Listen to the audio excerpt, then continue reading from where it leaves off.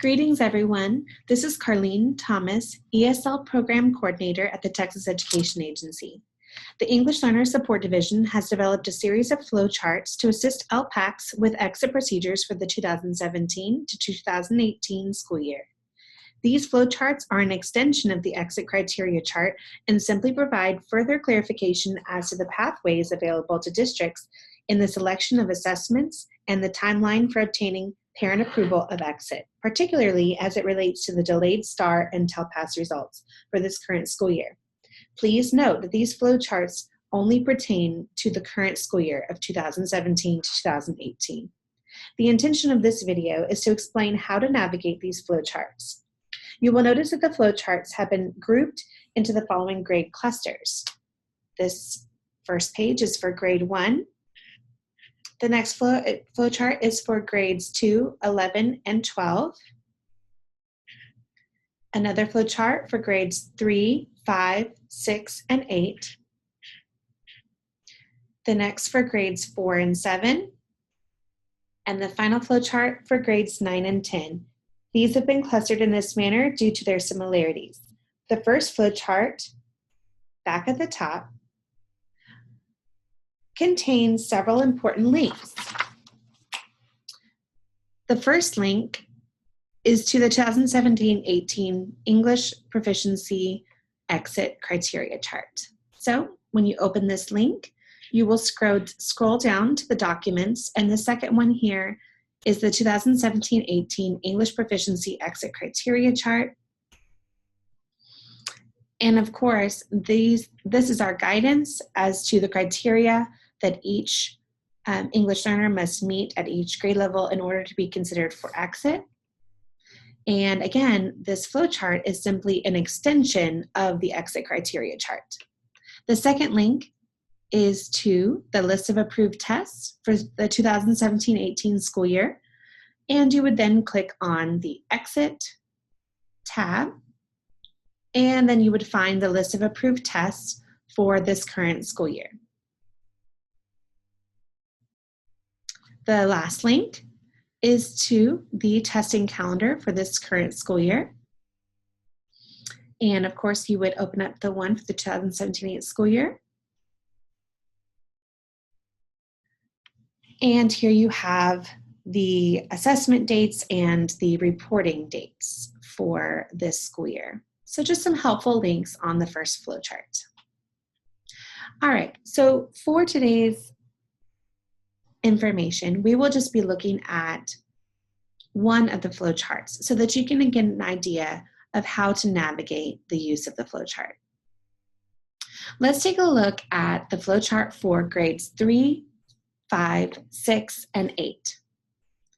So you'll begin here at the top where it has the LPAC documented any of the following designated supports on English STAR reading for this student. This would include oral administration, content and language supports, or extra time.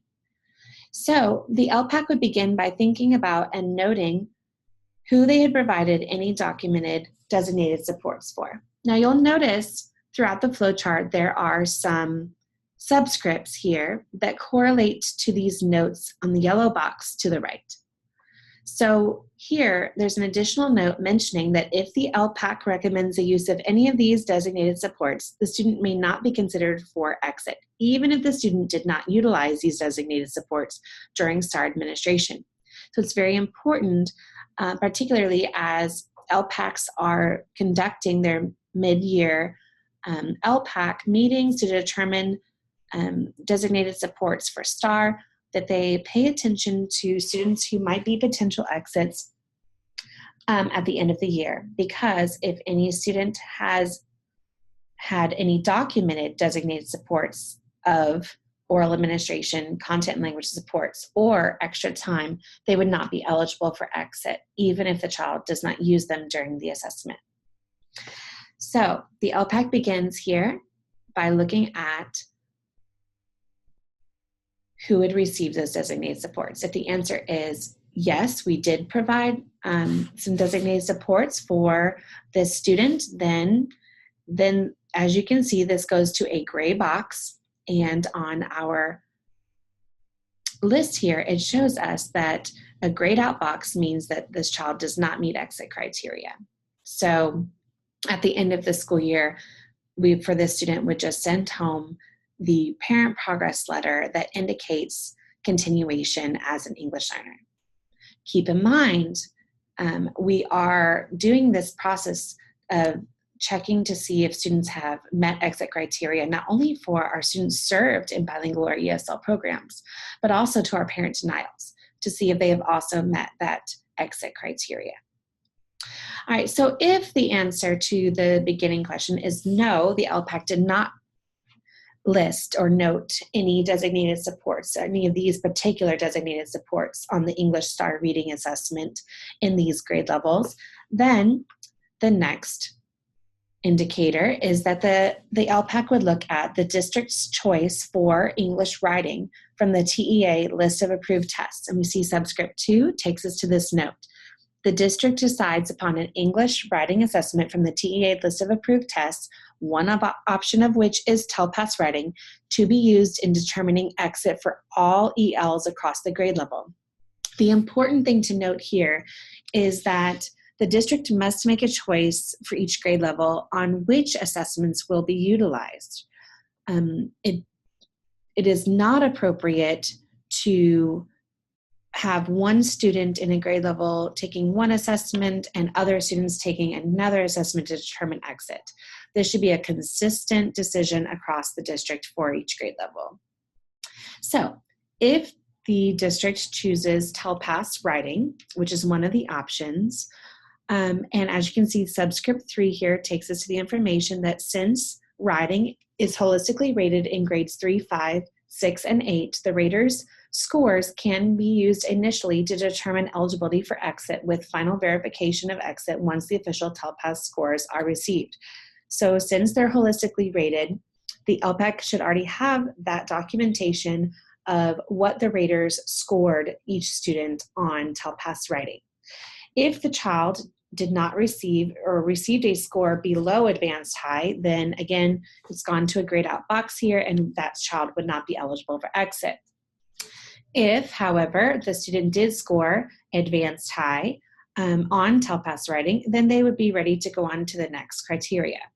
Now let's go back up. If the district chose a different writing assessment on the list of approved tests other than TELPAS, then if the student scored below fluent, they would not meet exit criteria. But if they score fluent, similar to the students who scored advanced high on TELPAS, the same situation, okay, that the district chose, then that student would be eligible for the next step. Now notice here with the subscript 4 for fluent, the TEA list of approved tests notes the levels for each test that are considered fluent. So when you go to the list of approved tests, whichever test that you have selected for that grade level across the district, then it will tell you what levels are considered fluent.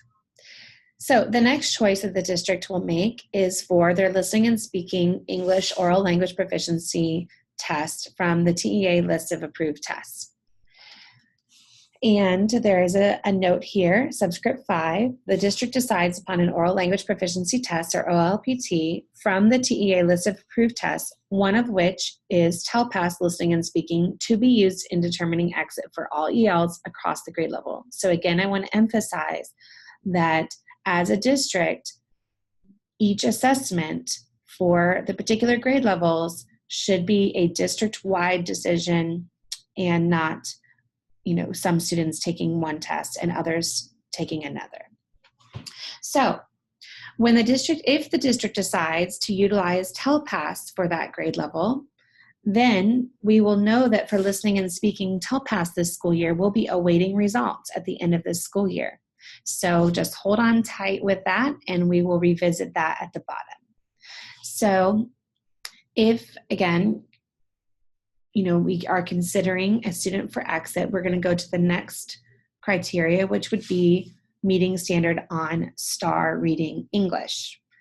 Now, if the student does not meet the passing standard on STAR reading, the English assessment, then he or she would not be eligible for exit. However, If the student meets standard and you've received the scores before the end of the school year, and it notes over here on number 6 about STAR that keep in mind meeting the passing standard on STAR includes approaches grade level, meets grade level, and master's grade level. That is also noted on the exit criteria chart. So if those scores are received before the end of the school year and the child met exit criteria, then we would go to this final box, the LPAC in the bottom left corner. The LPAC determines exit pending TELPAS. The parent approval of exit is obtained once results are received. The EL exits if advanced high on both listening and speaking. And forthcoming, we will be having some additional PEAMS guidance for districts on when and how to change this information in PEAMS. So that information will be forthcoming.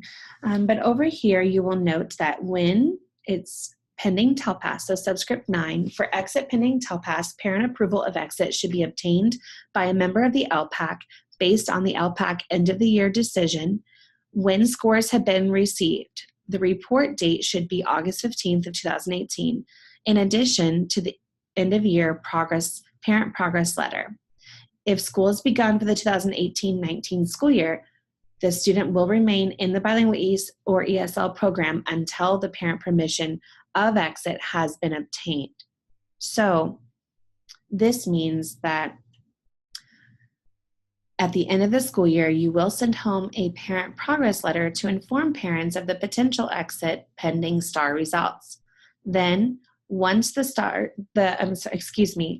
results. Then, once the TELPAS results have been received, the district will send the parent permission of exit, and the parent then will approve that exit, and the student will be able to be fully exited. However, the student must remain in the program until that parent permission has been obtained. Now, going back to our flow chart here, if the scores are not received before the end of the school year, however, based on all of the other information, the LPAC believes that this child will obtain a MET standard level, and that the child also will have performed at advanced high on TELPAS. If they believe that this child would be prepared to exit and be reclassified as a non-English learner, and the LPAC wants to go ahead and recommend the exit of this student, then they would go to this final rung. Keep in mind that subscript 7 does mention the report dates for each grade cluster and when those should be coming out. And again, this information is coming from the testing calendar link that I showed at the beginning.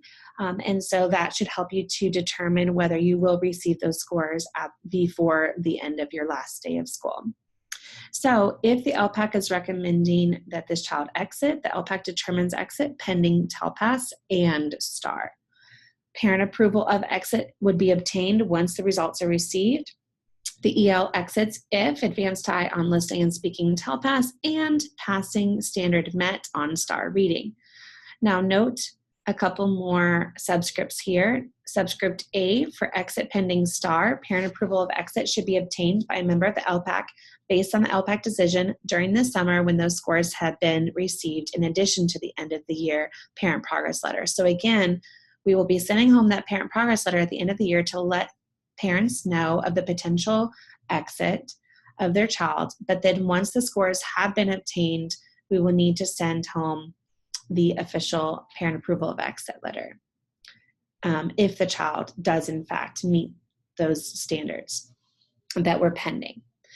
Now, also you'll note subscript 10 on each of these that says, in addition to a student meeting the testing qualifications for exit, the LPAC must include input from the subjective teacher evaluation when determining a final exit decision. So don't forget that the fourth component of our exit criteria chart is a subjective teacher evaluation. So we do want to have that input from the students' teachers. Now, going back up here to the district's choice for listening and speaking English oral language proficiency test, if the district chooses not to use and not await till pass listening and speaking scores, they can use another OLPT that is on the list of approved tests. If the student scores below fluent, they would not be considered for exit. If the student scores fluent or above, then the student would be eligible for exit, and then you would go to looking at the English STAR reading assessment. Again, if the child does not meet standard on the English STAR reading assessment, they would not be eligible for exit. However, if the student meets the passing standard and the scores are received before the end of the school year, the child meets exit criteria, and again, with the inclusion of the subjective teacher evaluation, and the parent approval of exit is obtained before the end of the school year.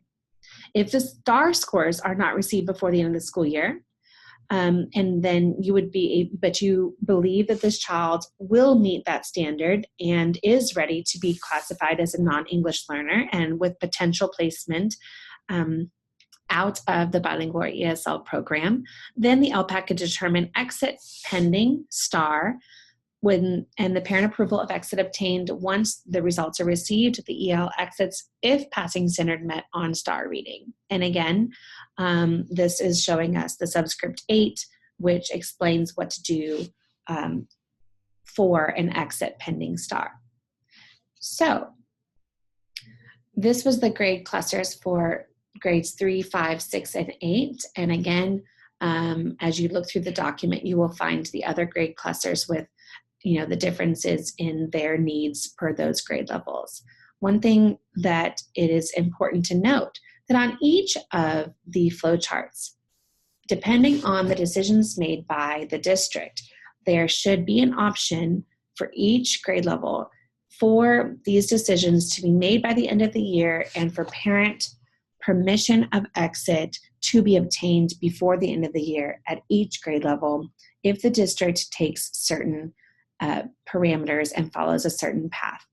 So our intention in providing these flowcharts, again, is just to help districts to recognize the options that they have available to them with this current school year and with our exit criteria chart.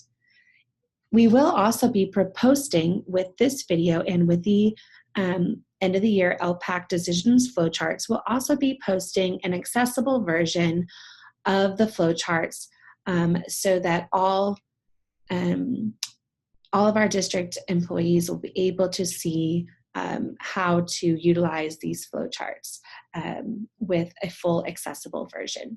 If you have any further questions, please don't hesitate to reach out to our English Learner Support Division here at the Texas Education Agency. Thank you for listening.